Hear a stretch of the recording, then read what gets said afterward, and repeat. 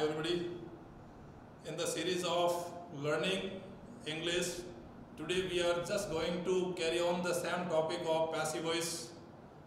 Previously, in the last two of the videos, we have already discussed something about the common rules of changing an active voice into passive voice, and just we have discussed about the common sentences using affirmative sentence or the interrogative sentence that starts with HV. Today we would just discuss something about the interrogative sentence that start with WH words.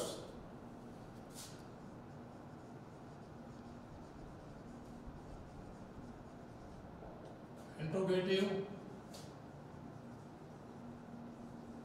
sentences और वो भी WH word से start.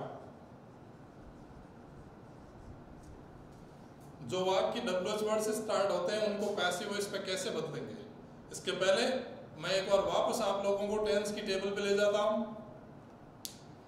एक दिए गए वाक्य में जब हम लोगों को पैसिव वॉइस बनाना होता है तो हम लोग कॉमन जो डिटेल्स है वो अपने अंगुलियों पर रखते हैं कि हमें एक टेंस को फोकस करना पड़ेगा। एक टेंस यदि फोकस कर लिया हमने तो बाकी का जो काम है वो लगभग हमारा आसान हो जाता है। कैसे, हमें चेक करना पड़ेगा क्या दिए गए वाक्य में वी फर्स्ट है, क्या दिए गए वाक्य में do does plus V first है। यदि दिए गए वाक्य के अंदर वी फर्स्ट या do does plus V first है तो इन्हें हटाते हुए हम पैसिव वॉइस में is are am plus verb की थर्ड फॉर्म का प्रयोग करेंगे। यदि दिए गए वाक्य में वी सेकंड है या डिड प्लस वी फर्स्ट है तो हम उसको हटाकर उसके स्थान पर लिखेंगे वॉज वर प्लस वर्ब की थर्ड फॉर्म। उसी प्रकार से यदि दिए गए वाक्य में is are am plus ING form आ रहा है तो हम उस is are am plus ING form को हटाकर उसके स्थान पर रखेंगे is are am being plus V third. इसी प्रकार से यदि दिए गए वाक्य में was were plus V third आ रहा है हम उस V first was were plus V I N G form को हटाकर उसके स्थान पर करेंगे was were plus being plus third form. यदि दिए गए वाक्य में हेज हेव या हेड आ जाता है और साथ में वर्ब की थर्ड फॉर्म हो तो ऐसे दिए गए वाक्यों को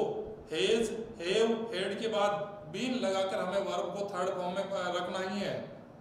जितने भी मॉडल्स हैं उन सब के साथ बेयर इन्फिनेटिव यानी वी फर्स्ट का प्रयोग किया जाता है। ध्यान दीजिएगा, can could may might must shall should will would ought to use to need not dare, ये सारे मॉडल्स कहलाते हैं। इन मॉडल्स के बाद आता है वर्ब की फर्स्ट फॉर्म। इनके बाद में जब हम पैसिव बनाएं तो मॉडल अपनी जगह रहेगा और हमें मॉडल के जस्ट बाद बी का प्रयोग करते हुए वर्ब को थर्ड फॉर्म में कन्वर्ट करना है। ये कॉमन रूल जो हम लोगों ने ऑलरेडी दो वीडियोस के अंदर डिस्कस कर चुके हैं। आप जो आज जुड़ रहे हैं उनसे निवेदन रहेगा कि पहले वो पुराने वाले वीडियोस को देखें जिससे कि आपको ये वाक्य ये टॉपिक बिल्कुल क्लियरली समझ में आ जाए। आज हम जो डिस्कस करने जा रहे हैं वो है इंट्रोगेटिव सेंटेंस। इस इंट्रोगेटिव सेंटेंस को समझने से पहले हमें स्ट्रक्चर समझना पड़ेगा और स्ट्रक्चर में भी हमारे पास दो स्ट्रक्चर होंगे। एक स्ट्रक्चर होगा एक्टिव वॉइस का जिसमें हमारे पास यहां दिया हुआ है WH वर्ड, नंबर सेकंड पे आता है HV, नंबर थर्ड पे हम लोगों के पास आ जाएगा सब्जेक्ट और यहां पर हम लोग लिखेंगे मैन वर्ब और फिर ऑब्जेक्ट और जो भी part of rest of part है वो लास्ट में रहेगा इंट्रोगेशन मार्क। ये कंप्लीट जो सेंस है वो आ जाता है इंट्रोगेटिव WH इंट्रोगेटिव सेंटेंस में। एक बार हम लोगों ने जब WH इंट्रोगेटिव सेंटेंस का स्ट्रक्चर समझ लिया तो हम लोग सेंटेंस खुद भी बनाना स्टार्ट कर देंगे और दिए गए वाक्य को पैसिव में बनाना भी हम लोगों को आ जाएगा। कैसे करें, यहाँ पर हम लोग समझने की कोशिश करते हैं कि एक बार जब हमने WH वर्ड देखा तो हमें दो चीजों के ऊपर फोकस करना होगा, HV और मैन वर्ब। ये होगा उस टेंस की टेबल के अनुसार। एक बार हमने टेंस की टेबल पता लगा ली तो उसका पैसिव बनाने के लिए उसका पैसिव बनाने के लिए हम लोग WH वर्ड को अपनी जगह रखेंगे, WH word as it is रहेगा, नंबर सेकंड पे HV रहेगी, और नंबर थर्ड पे हम लोगों को लाना पड़ेगा ऑब्जेक्टिव केस, जिसको सब्जेक्ट बना के आगे लाना है। ध्यान दीजिएगा, जो पीछे दिया हुआ मान लो मी, तो वो आगे आते हुए आई के रूप में सब्जेक्टिव केस में वहां जुड़ेगा। अभी हमारे पास जो वर्ब है, उस वर्ब को टेंस के अनुसार हमें चेंज करना पड़ेगा। हम वहां लिखेंगे बी, बीन या बीन का प्रयोग करते हुए वर्ब को थर्ड फॉर्म, और सेंटेंस चलता रहेगा, लास्ट में इंट्रोगेशन मार्क लग जाएगा। यदि आई दिया हुआ सब्जेक्ट तो पीछे ले जाकर उसको बाई मी में भी जोड़ देंगे। बाकी जितने भी सब्जेक्ट हैं उनको पीछे लिखने की आवश्यकता नहीं है, ये ऑलरेडी हम 2 दिनों से इसके बारे में चर्चा कर रहे हैं। एक बार फिर से आप रिमाइंड कीजिए, there is no need to put the agent of active voice at the end of the sentence in passive voice except of I, सिवाय आई के अन्य किसी ऑब्जेक्ट को पीछे ले जाकर जोड़ने की आवश्यकता नहीं होती है। अब हमारे पास ये जो 2 स्ट्रक्चर आ रहे हैं, इन 2 स्ट्रक्चर के आधार पर हमने क्या किया, HV को HV के स्थान पर रखा, और जो मैन वर्ब थी उस मैन वर्ब को हमने इसमें कन्वर्ट कर दिया। यहाँ यदि हम लोग ये समझ जाएं कि यदि हमने यहाँ मॉडल यूज किया है तो ऑब्जेक्ट के बाद बी लगाना है, थर्ड फॉर्म करना है। यदि यहाँ पर इजारम वोज पर आया हुआ है तो ऑब्जेक्ट के बाद बीइंग का प्रयोग करते हुए यहाँ पर आईएनजी फॉर्म कर देंगे। यदि HV के रूप में हैज ए हेड आया हुआ है तो हम ऑब्जेक्ट के बाद बीन लगाकर वर्ब को थर्ड फॉर्म कर देंगे। 2 टेंस ऐसे हैं जिनके अंदर पैसिव वॉइस में बी, बीन या बीइंग का प्रयोग नहीं किया जाता है। वो 2 टेंस कौन से हैं? वहां पर प्रेजेंट इंडेफिनिट और पास्ट इंडेफिनिट, यानी do does plus V first, जिसमें इजारम के बाद ऑब्जेक्ट और फिर सीधा ही थर्ड फॉर्म कर देंगे, और डिड प्लस वी फर्स्ट, तो यहाँ डिड हट जाएगा, उसके स्थान पर वॉज वर्ब, ऑब्जेक्ट के बाद सीधा ही हम लोग लिखेंगे थर्ड फॉर्म। कई वाक्य हम लोग यहाँ डिस्कस करेंगे। कैसे? एक बार हम लोग देखना स्टार्ट करते हैं यहां से number first, why are we wasting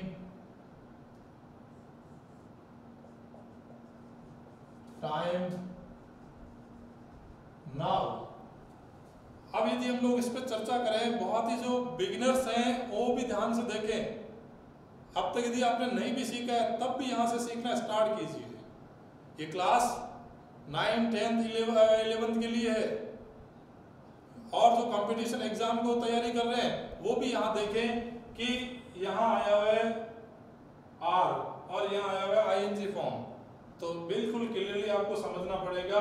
हमें इस स्ट्रक्चर के ऊपर आना है। वाई दिया हुआ है, उसके बाद HV के रूप में आर दिया हुआ है, यहाँ सब्जेक्ट भी है, और यहाँ वेस्टिंग आईएनजी फॉर्म हो गई, और टाइम हो गया हमारा ऑब्जेक्ट, और ये नाउ अदर पार्ट में। तो हमें क्या करना है, इस वाई को अपनी जगह रखना है, वाई। अब हम लोग टाइम को आगे ला रहे हैं, जो नंबर 3 पे आगे आएगा। एक बार के लिए हम लोग यहाँ 2 नंबर खाली छोड़ देते हैं, तो टाइम सिंगुलर है, और टाइम सिंगुलर होने से यहाँ आर के स्थान पर हम लोग यहाँ यूज करेंगे why is time, why is time. अब आईएनजी को हटाने के लिए हमें यूज करना है बीइंग, और लास्ट में हम लोग यहाँ थर्ड फॉर्म कर देंगे WASTED, वेस्टेड। अब बचा क्या इसमें, वेस्टिंग का बीइंग वेस्टेड हो गया, टाइम आगे आ गया, वाई अपनी जगह, आर का हो गया इज। अब बचा हुआ है नाउ, ये नाउ अपनी जगह रहेगा, और इंट्रोगेशन मार्क हम लोग लगा देंगे। इस वी को जोड़ने की आवश्यकता पीछे नहीं है। बस सिंपली आपने देखा आर प्लस आईएनजी, तो आपने कर दिया is plus being plus verb की थर्ड फॉर्म। यही तो पैसिव है। इतना यदि आप फोकस कर लेते हैं तो आपका आधे से अधिक जो काम है वो यहाँ कंप्लीट हो जाता है। नंबर सेकंड हम लोग देखते हैं,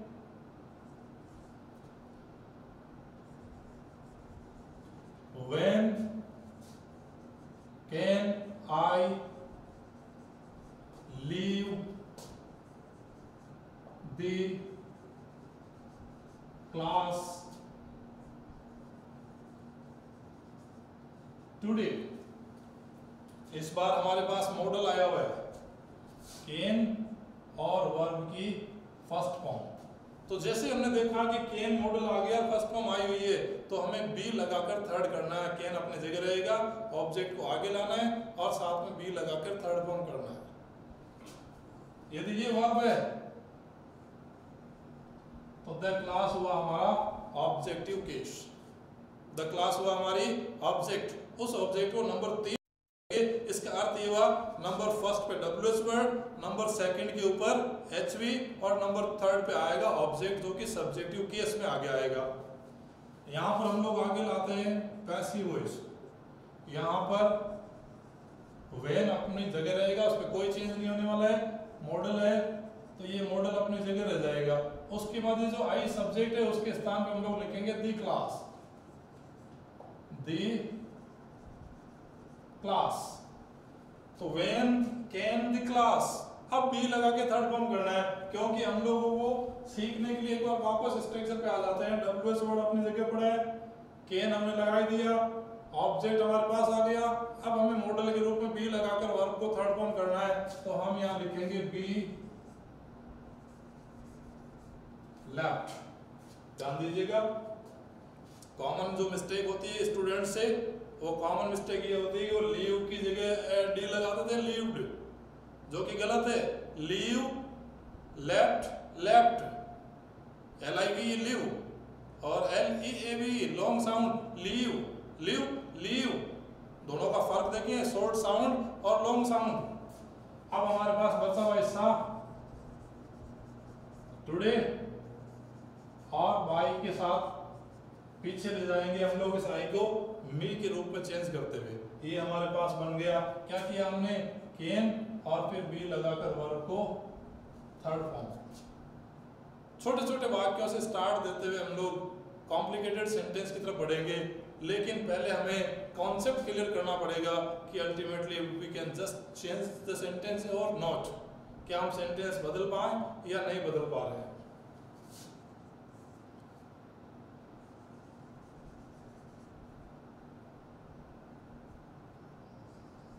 Where has she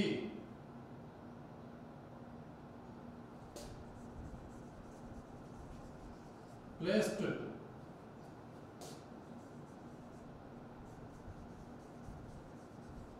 the papers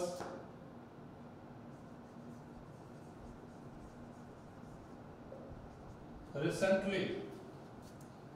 सिर्फ वाक्य में पहचानना प्रारंभ कीजिए कि हमने इस वाक्य के अंदर क्या दिया हुआ है।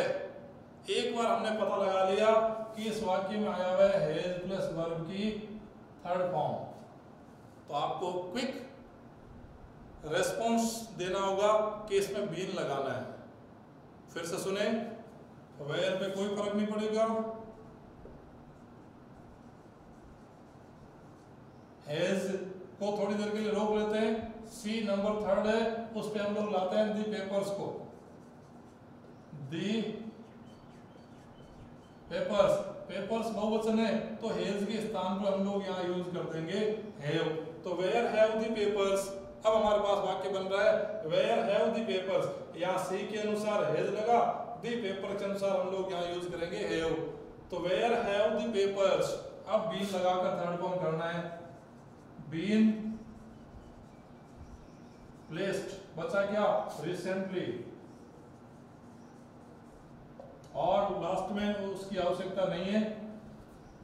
सी को बाई हर जोड़े तो ठीक है, नहीं तो चलेगा, कोई दिक्कत नहीं है, गलत नहीं होता है। एक सेंटेंस और देखते हैं यहां पर, how did you take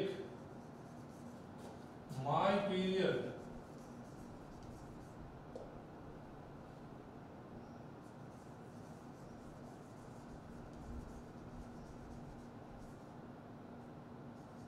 yesterday. इस सेंटेंस को पहचानने की कोशिश कीजिए कि इसमें क्या दिया हुआ है। इस सेंटेंस में दिया हुआ है डिड के साथ वर्ब की फर्स्ट फॉर्म। इसका अर्थ ये हुआ कि ये वाक्य पास्ट इंडेफिनिट टेंस का है और इसका पैसिव टेंस की टेबल आपके पास लिखाई हुई है, उसमें हम लोग देखेंगे तो हमें पता चलेगा डिड के साथ फर्स्ट फॉर्म हो तो उसे हम बदलते हैं was were plus V third में, यानी पास्ट पार्टिसिपल फॉर्म में। How did you take my period, अब ये यदि वर्ब हुई तो हमारे पास ऑब्जेक्टिव केस हुआ माई पीरियड। ध्यान दें ये जितने भी पॉजिटिव केस है my, our, your, his, her, their, its, ये कभी भी अकेले नहीं आते हैं, इनके साथ एक नाउन साथ में जुड़ा रहेगा। तो इसका अर्थ ये हुआ कि ये माई पीरियड जो है वो पूरा हमारे पास ऑब्जेक्टिव केस है जिसे नंबर 3 पे आगे लाना है। नंबर 1 पे डब्ल्यूएस वर्ड, नंबर 2 पे एचवी और नंबर 3 पे ऑब्जेक्ट। हम इसका पैसिव चेंज करते हैं।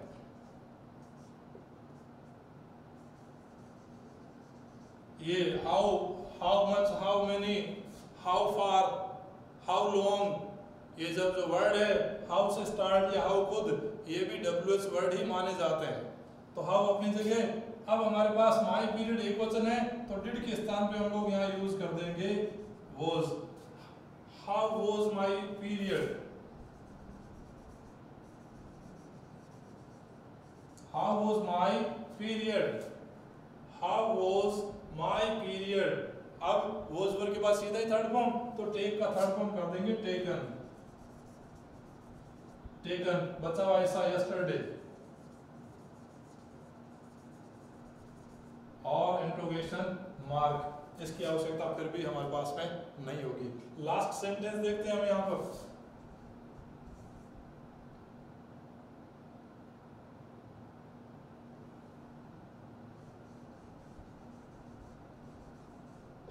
What do you like the most? इस सेंटेंस को समझने के लिए हमें थोड़ा सा कॉम्प्लिकेटेड सेंस में आना पड़ेगा। आपको चेक करना है कुछ डब्ल्यूएस वर्ड खुद ऑब्जेक्टिव केस में होते हैं। कैसे हम इसको चेक करते हैं एक एक सेंटेंस से। इस बार हमारे पास जो डब्ल्यूएस वर्ड है वह खुद ऑब्जेक्टिव केस में है। ये यू हुआ हमारे पास में सब्जेक्ट, लाइक हो गया वर्ब की फर्स्ट फॉर्म, और द मोस्ट को हम लोग अदर पार्ट मान ले, rest of the part of the sentence. अब हमें ऑब्जेक्ट को आगे लाना होता है तो ऑब्जेक्ट तो ऑलरेडी आगे आया हुआ है। इसका अर्थ ये हुआ इसी डब्ल्यूएस वर्ड और वर्ड को ऑब्जेक्टिव केस मानते हुए एचवी प्लस वर्ब की थर्ड फॉर्म कर देंगे। फिर से सुने, यहां हम लोग पैसिव वॉइस में कन्वर्ट कर रहे हैं इसको, तो इसका अर्थ ये हुआ व्हाट एक वचन, और इसीलिए हम लोग यहां यूज कर देंगे इज। व्हाट इज लाइक्ड, सीधा ही व्हाट इज लाइक्ड, बचा क्या द मोस्ट, और बाय यू लगाओ तो ठीक है, नहीं तो चलेगा, और ये हमारा सेंटेंस पीछे जाते हुए कन्वर्ट हो जाता है। व्हाट खुद ऑब्जेक्ट है, इसी प्रकार से विच आ जाए और कोई नाउन लगाओ या हुज आ जाए तो उनके साथ में भी हम ऑब्जेक्टिव केस जोड़ेंगे। एक नजर, और उसके बाद हम लोग इसको थोड़ा और आगे चेंज करते हैं।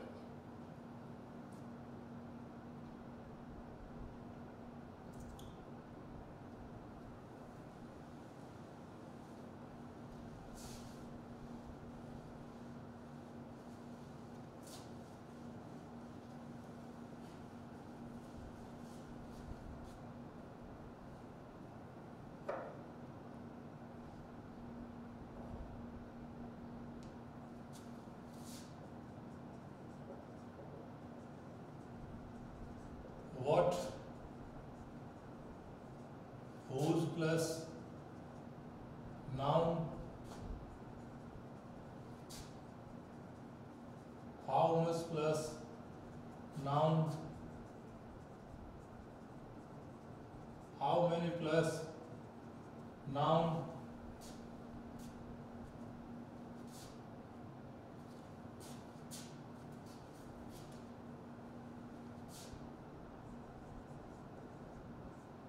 खुद ऑब्जेक्टिव केस में प्रयुक्त किए जाते हैं। अतः पैसिव वॉइस में इनके तुरंत बाद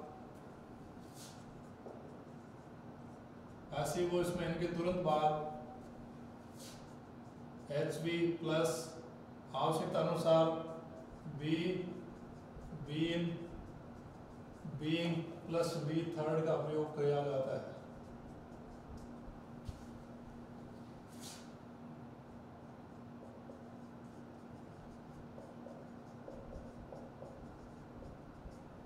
ये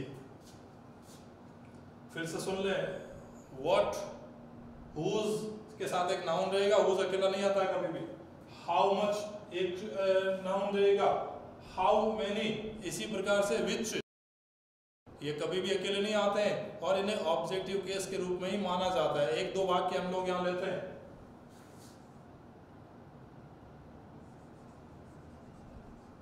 हुज पेन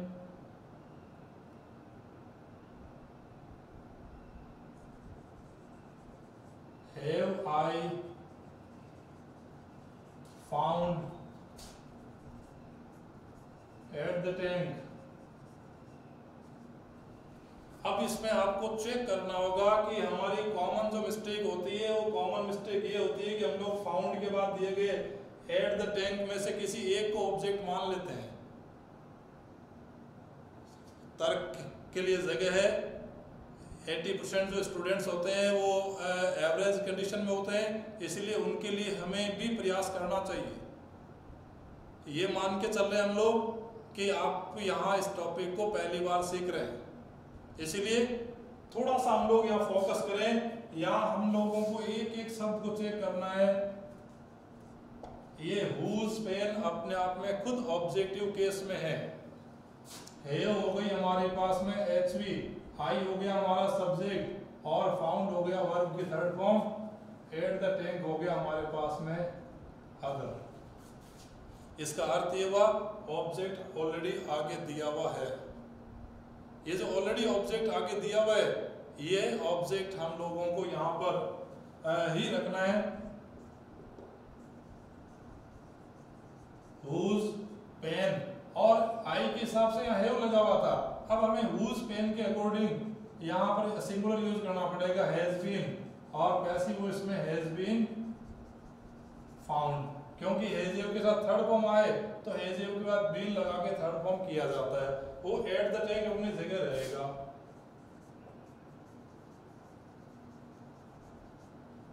और लास्ट में हम लोग यहाँ यूज कर देंगे बाई, आई को पीछे ले जाते हुए by me.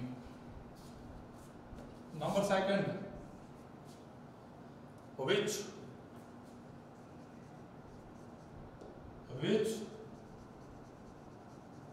animal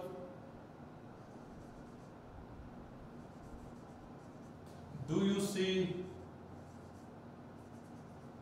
in a forest? ये जो in a forest है, ये होगा हमारे पास other part, rest of the part of the sentence. Common जो इंग्लिश का जो फंडा है वो होता है SVO, सब्जेक्ट वर्ब और ऑब्जेक्ट। हमें वहीं तक फोकस करते हुए अपना सेंटेंस को चेंज करने की तरफ बढ़ना है, सब्जेक्ट वर्ब और ऑब्जेक्ट। यहाँ हमारे पास दिया हुआ है डू प्लस वी फर्स्ट। इसका अर्थ हुआ ये हुआ हमें इस वाक्य में चेंज करना है इज आरम प्लस वर्ब की थर्ड फॉर्म। विच एनिमल जो है वो हो गया हम लोगों के पास ऑब्जेक्ट और यू हो गया हमारे पास में सब्जेक्ट। ये क्लासिफिकेशन, एक सेंटेंस का क्लासिफिकेशन, वर्गीकरण कर दिया हमने इसका। अब हमारे पास विच एनिमल आगे दिया हुआ है और डू हटेगा, डू के स्थान पर आ जाएगा इज आरम और सी को कर देंगे थर्ड फॉर्म सीन। अब एक और आप कोशिश कीजिए मेरे साथ में।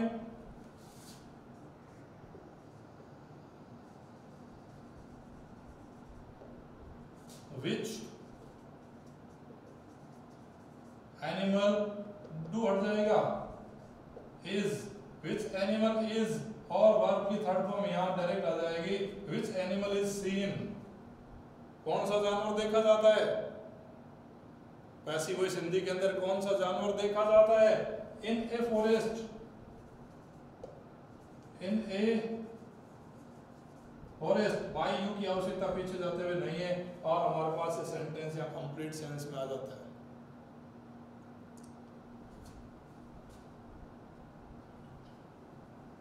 एक सेंटेंस और हो जाए, हाउ मच मिल्क, कितना दूध, how much milk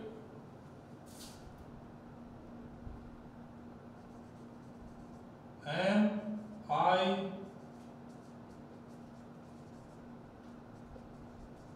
bringing from market। अभी हमारे पास यहाँ आया हुआ है इधर प्लस आईएनजी फॉर्म, तो आपको चेक करना होगा, इसमें आएगा बीइंग और वर्ब को चेंज कर देंगे थर्ड फॉर्म में, तो being brought, bring brought brought.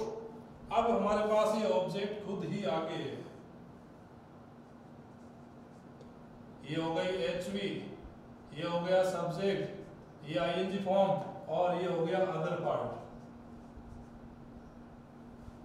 Object already आ गई है, आगे होने से हम लोग यहाँ इसका चेंज करेंगे पैसिव वॉइस में, तो हमारे पास में ये रहेगा how much, how much milk.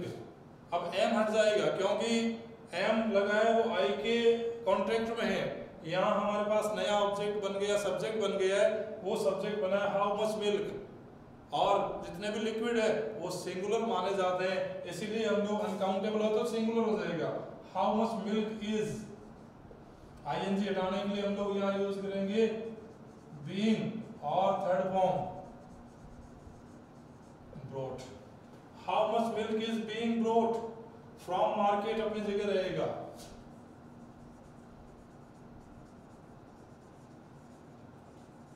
और आई को पीछे ले जाके बाई भी, और इंट्रोगेशन मार्क अपनी जगह।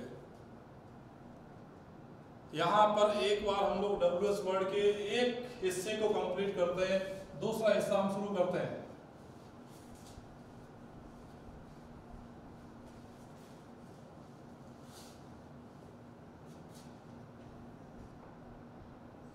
यहां चेक करते हैं, आई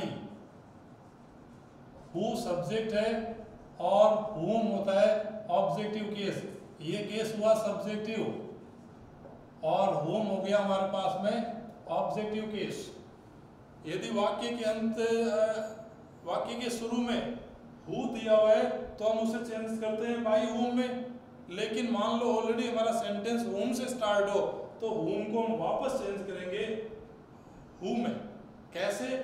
अक्सर आपने देखा होगा आई होता तो हम पीछे ले जाके बाई भी कर देते हैं, लेकिन पीछे यदि ऑब्जेक्ट मी दिया हो तो आगे लाके आई बनता है। ऐसा ही हमें करना है होम के साथ में। एक दो वाक्य देखते हैं। Home will you invite for dinner. इसका अर्थ ये हुआ कि ये ऑब्जेक्ट आगे ऑलरेडी आगे ऑब्जेक्टिव केस में ही है। ये हो गया एचवी, ये हो गया हमारे पास सब्जेक्ट, इनवाइट हो गया वर्ब की फर्स्ट फॉर्म, और फॉर डिनर हो गया अदर पार्ट। अब आप चेक कीजिए खुद, होम ऑब्जेक्ट है, होम ऑब्जेक्ट हुआ तो आगे लाकर उसका सब्जेक्ट बढ़ाएंगे, क्योंकि ऑब्जेक्टिव केस का सब्जेक्टिव केस बनना पहले ही पीरियड में हम लोग इसको डिस्कस कर चुके हैं। कैसे? एक सेंटेंस हम लोग इसको चेक कर लेते हैं।